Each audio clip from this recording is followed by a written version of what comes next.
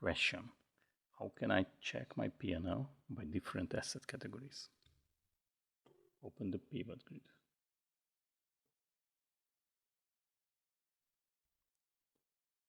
Remove the unnecessary columns.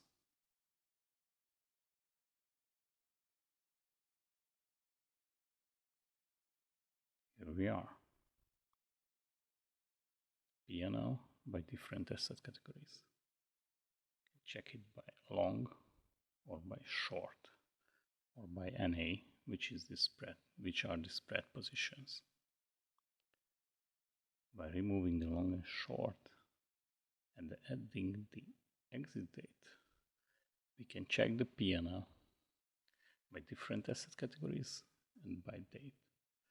By right-clicking on the exit date column, changing it to year, we can see the PnL by asset categories, by years. Thanks for watching.